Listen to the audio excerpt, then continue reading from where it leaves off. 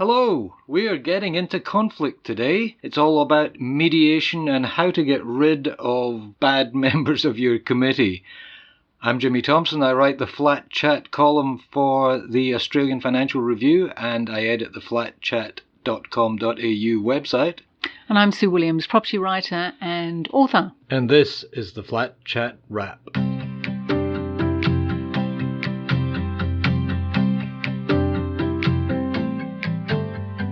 Hello, Sue. Hi, Jimmy. We're talking about mediation today. Have you ever been to mediation? Yes, I have, a couple of times. It wasn't very satisfactory. Oh, really? I think my expectations were a little bit too high, but maybe you'll tell me what I was doing wrong. Well, tell me what your expectations were.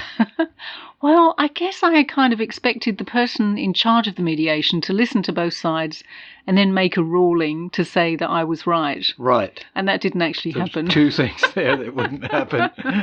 Depending on who the mediator is, because some of them are very good. A good mediator will listen to both sides.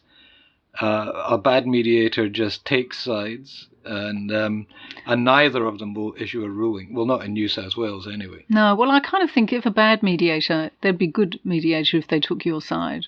Yes, well, I think that's generally people would say he's a good mediator, he agreed with me or she agreed with me. So mediation, this is in New South Wales and elsewhere, is a precursor to action at a tribunal. Now, for most things in New South Wales, it is a mandatory precursor.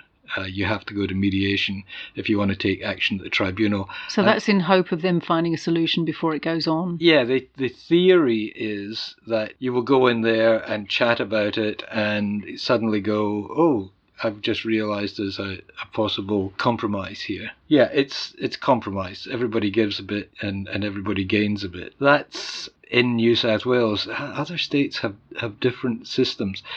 In Victoria, you have to have an internal disputes resolution system. Did you know that? No. Is that kind of the same thing, really? No. This is in your apartment block. They have to have organised so that when you say, I'm fed up with my neighbour constantly drilling every night, they have to have a system whereby they can attempt to mediate a resolution. Okay, so they nominate somebody on their executive committee, or they bring in an outside consultant? They bring in an outside, somebody who actually knows what they're doing, which is good. Well, it's kind of interesting, isn't it? Now, that is not mandatory. But then when you go forward with this to make it official, Victoria is weird because apartment owners or residents can go to a dispute resolution service, which I'm writing about in this week's Fin Review. You can go to a dispute resolution service and they will try and sort it out for you. The owners' corporation doesn't do that. They go straight to the tribunal. And if you take your owners' corporation to the dispute resolution thing, they don't have to turn up. So, okay. So it feels kind of slightly pointless, but maybe it's just the way I'm presenting it. And does it cost money? I don't think so. I think they used to be here in New South Wales, you had to pay a fee for mediation. That's gone. It's all free now. But also in New South Wales, you can say that you want mediation against somebody and they don't have to turn up. You do, because you started the thing, but they don't. So, and a lot of people just go, well, look, I'm just going to wait till this gets to the tribunal. Right. So they do claim a very high success rate in their mediations, but I'm not sure what their actual measure is. I don't see a column under people who got fed up and just gave up, which I suspect is quite a large proportion. Sure. I remember the last time I went to mediation or something, the other person didn't turn up, and the mediator actually phoned them on their mobile.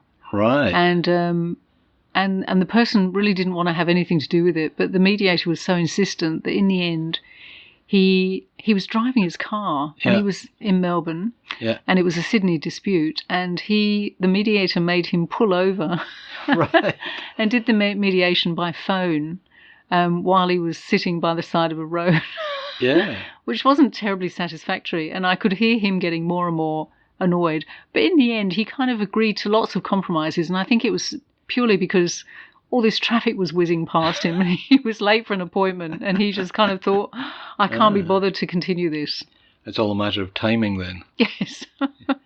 Now, in Queensland, if you want to go through the mediation and tribunal process, you have to prove that you've tried to resolve this personally. Okay, well, showing them emails and things like that. Yeah, or saying I spoke to this person and they refused to take part. They didn't want to talk about it, or they told me to get staffed or whatever. So before you can even go to the mediation thing, you've got to have shown that you've tried to do it yourself. Then you've got to do the mediation. Then you do the tribunal. But it's interesting, in Queensland, the whole strata thing comes under their Attorney General's office. Oh, gosh. Or okay. The equivalent. Yeah. So you're going straight into a quasi-legal system right from the off. Which I think probably helps, to be honest, because I am not a great believer in, I shouldn't say this, but I have my doubts about mediation. Right. And I say that as someone who's just launched a case. But mediation can work and should work to help people resolve their disputes, because that's what you want at the end. And I think that's the mistake that a lot of people make. They say, I'm taking you to fair trading, and they expect fair trading is going to say, wow, this person has been badly treated, you've got to pay a fine or something, and that's just not going to happen, as you discovered. Yeah.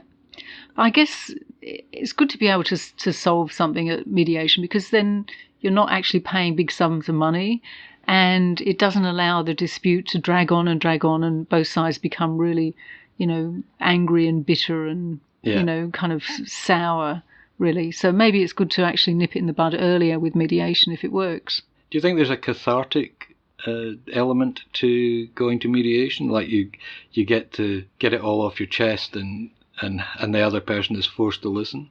Yeah, I think so, because that can be really handy, especially in a situation where they're not prepared to listen. Yeah, but then they probably wouldn't turn up anyway, would they? I have been told that some of the most successful mediations occur when one party or another is absolutely certain that they're right. They go into the mediation thinking, I am totally right. I don't have to concede anything. And then when the mediator says, well, maybe you're not 100% right, they start to go, oh, right, now I have to think about this. Sure, because I guess they become very defensive when someone tells them they're wrong. But when it's a mediator, they actually have to listen. Yes, exactly. All right. So we've sorted out mediation. We've got that under wraps. Actually, we know somebody who is a professional mediator, and she refuses to do strata stuff. Because she finds it so complex and people get so angry. Yeah, that's right. She's done some, I think, but after a while she decided to stop. She prefers doing corporate mediation because I guess it probably pays more money as well, to be honest. But the disputes are probably much easier to resolve, I would think. Well, there's so much at stake. As somebody said to me once that the reason philosophers get so involved in heated arguments is because the stakes are so low. Okay, well, after this, we're going to talk about taking the disputes to a whole new level. And that is, what do you do if you want to get rid of one of your committee members or even the chairperson of your strata scheme? That's after this.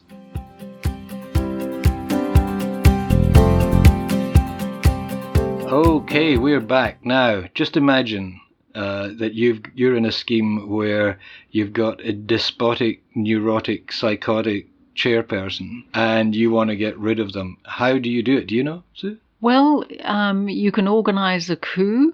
Right. You can get lots of people to sign a petition saying that you want to hold an extraordinary general meeting. Right. And you hold that extraordinary general meeting and you get rid of your executive committee and replace them with a new one. That's pretty major. It is. I've been involved in that process once, and it's really hard work, and it involved a couple of us standing at the reception for people coming in and asking them to sign our petition. And it was just awful, and it dragged on and on and on. And you can't do it secretly then. No, you can't. Suddenly. So it is difficult, but there are circumstances in which perhaps there's no alternative, and that, you have to take extreme measures. But is there a better way, Jimmy? Well, the other way is to wait till the AGM for the election. And I'm absolutely convinced. I mean, even I, having studied them 1,000 times, I look at all the rules about who's entitled to vote at an AGM and who isn't. And I reckon you could just go through all the rules in the law and in the regulations and just knock off all the other candidates. Two people who are joint owners in an apartment can't both be on the committee. It's only one person per apartment. But if they own 2 apartments, then they can each be nominated. You can't be nominated by somebody who is standing for election themselves. So there's all these little things. And I've been at meetings where the committee says, "Oh, we're all nominating each other," right? And everybody goes, "Oh, well, that's fair. Nothing you can do about that." And you sit there quietly going, "Well, that's all totally illegal. None of you should be elected." But then you'd have to stand up yourself to do it. Yeah, we actually know someone who, professionally, they're a lawyer, and they run a side business in coming into AGMs and kind of disrupting them almost by actually throwing the rule book at everybody all the time. And it's kind of a horrible kind of thing. I never really... Yes, I know the person to whom you refer. Brilliant lawyer. It's since been struck off, I believe. Yes, but not because of that side business, I don't think. He probably still does that. Yeah, well, he could. You don't have to be a lawyer to go in and disrupt a meeting. No, that's right. But let's just say you don't want to throw the whole committee out. Can the committee get rid of their chairperson? I think so. Can't they just say they want somebody else? They can. They can't get them off the committee. They can just... because they've been voted onto the committee by a general meeting. Yes. So they can only be removed from the committee by a special resolution at a general meeting. But they can say, look, we just want somebody else in that job. Now that is in New South Wales and Victoria. I thought that you had to say, we take one vote to declare the position vacant, and then we take another vote to elect a chair. Or not just a chair, it could be the secretary or the treasurer. All you do is, you've got to put it on the agenda, first of all, but you say, we're going to elect a new chair. And then you get there and you say, I nominate Joan to be chair rather than Jeff. And everybody has a vote, and if Joan gets more votes than Jeff, then she's the new chair. So it's a lot simpler than you would think, and it's basically the same in Victoria. Queensland, it's really very, very, very different. Did you know, for instance, you can get kicked off a committee in Queensland for not turning up for 2 successive meetings? Wow. There'd be lots of committees in New South Wales and Victoria. Empty. Yeah. You just 2 successive meetings? 2 successive meetings without the permission of the committee. Wow. So, you have to write to them and say, is it all right if I am not here next meeting as well, because I wasn't there last meeting? And the committee can go, oh yeah, all right, fair enough, hang on. But if you're somebody who's just joined the committee for no good reason, or joined the committee because you wanted to put down timber floor, and you've got your timber floor and you can't be bothered to turn up for any other meetings, you can get kicked off. You can get kicked off your committee in Queensland if you are found guilty of an indictable offence under the law. Oh, wow. Well, that's quite a good rule, That's a great rule, yeah. If you were convicted of fraud or embezzling money, you don't really want to have that person as a treasurer. No, but the strange thing in Queensland is that their committee elections, first of all, they elect the office bearers. So you have the chair gets elected at a general meeting, at the annual general meeting. Somebody nominated as chair, they get elected. Somebody nominated as secretary, they get elected. I don't think a treasurer comes under this. Maybe they do. And then they elect the rest of the committee. So the chair and the secretary are already in place, elected by the general meeting. So they cannot be removed by the committee. So it's back to front, really. Yeah, you have to go back to a general meeting and say we're going to elect a new chair or treasurer or secretary. So it's a bit different. But then they do have those good rules about non-attendance. Quite strict. Yeah, but presumably if a committee wanted to get rid of a member that they didn't particularly like, could they call meetings for difficult times that they knew that person couldn't make? And then not give them permission not to attend. Yeah. That would be like you could call a meeting at sneaky. 3 a.m. or something, but yeah. Very sneaky, but I think doable. So now we know how to do a coup in your building. When we come back after this, we're going to talk about some of the funnier stories that have crossed our desks in the past week or so. That's after this. I don't know what they have to say. It makes no difference anyway, whatever it is. I'm against it. No matter what it is or who commenced it, I'm against it. Your proposition may be good, but let's have one thing understood. Whatever it is, I'm against it. And even when you've changed it or condensed it, I'm against it. I'm opposed to it. On general principles, I'm opposed to it. He's opposed to it. In fact, indeed, he's opposed to it. For months before my son was born, I used to yell from night till morn, whatever it is, I'm against it. And I've kept yelling since I first commenced it. I'm against it. That was the late, great Groucho Marx singing I'm Against It from the movie Horse Feathers. Now, Sue, you've found a few people who seem to be against just about everything. Well, yes. When I was away on assignment checking out apartments in the Balkans, yes, I met a Melbourne architect called Daniel Meszaros. And he was over in the Balkans because his father was a famous sculptor. And he did a very famous sculpture in Budapest of Shakespeare, which was widely acclaimed throughout the world. So anyway, Danny was there doing a homage to his dad. And when I was talking to him, he's been 45 years an architect in Melbourne. And he's done this series of cartoons, which always comes over very well in a podcast, yes, I realise. I'm looking at them, they're hilarious. About crazy neighbour objections because he's been frustrated over all his years of neighbours objecting to to development applications for all sorts of things, for apartment buildings, for houses, for extensions. And he says people will object for any reason, most of them absolutely ridiculous. And it was kind of interesting. He'd love to do a book about it. He's been talking about a book, and he's got this great collection of cartoons, all from his own experience and those of his colleagues.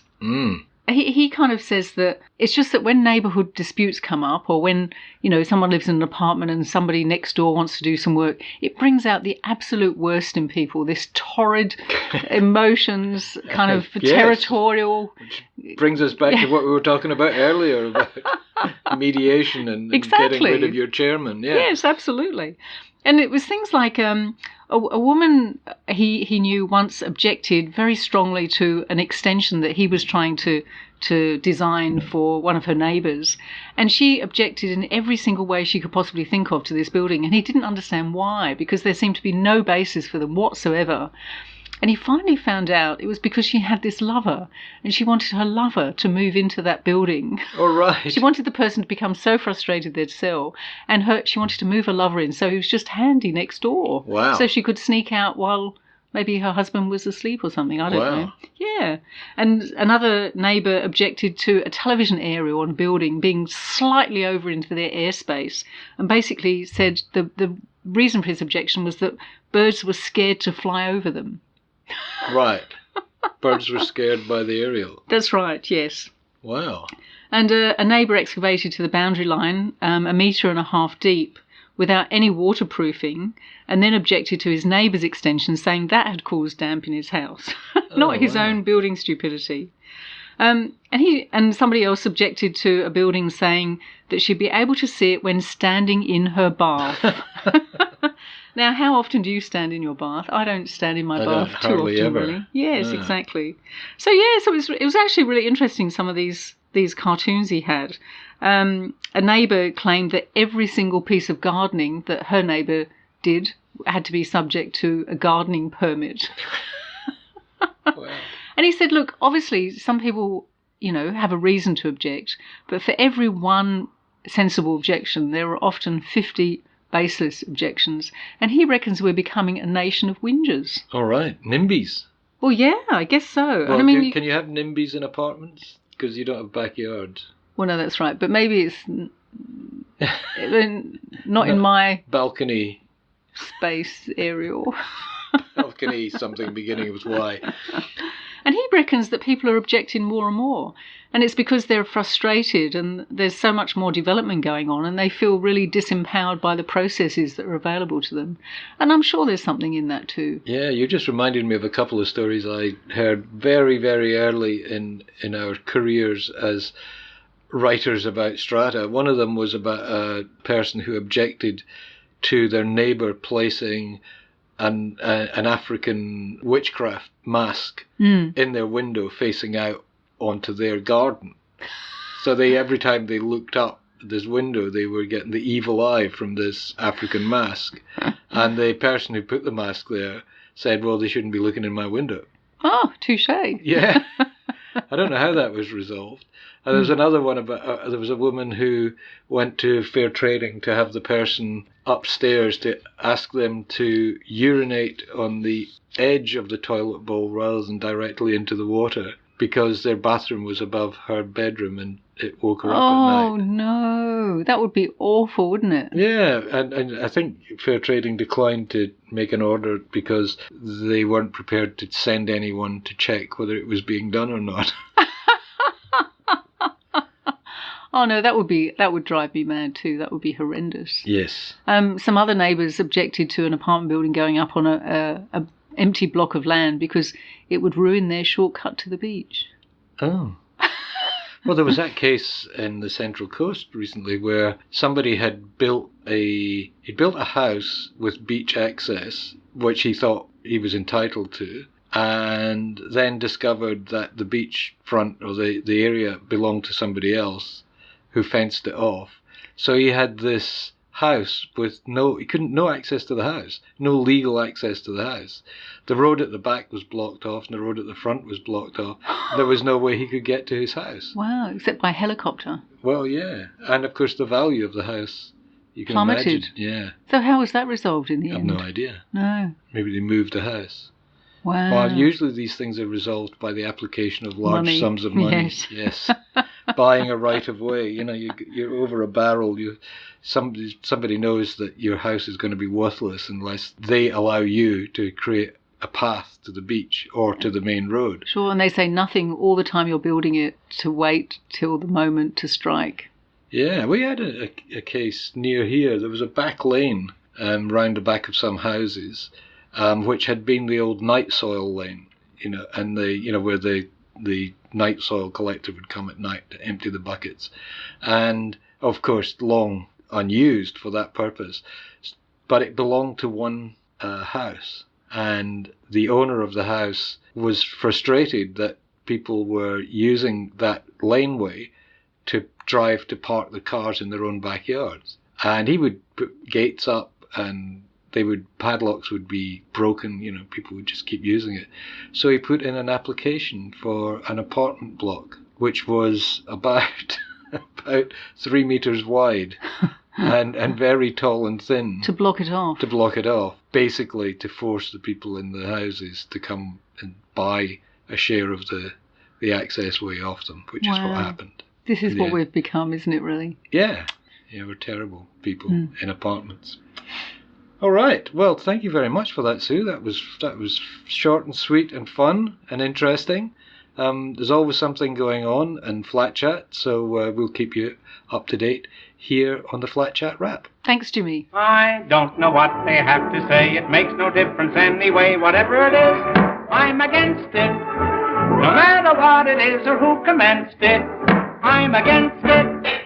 Well, that's the Flat Chat Wrap for another week. If you want to get this podcast automatically, please subscribe, and if your service allows it, please give us a rating if you like us. If you want to know more about living in apartments, come to flat-chat.com.au. There's a very lively forum there where you can ask and even answer questions, or you can read my column every week in the Australian Financial Review. Thanks very much for listening. I'm Jimmy Thompson. Talk to you again soon.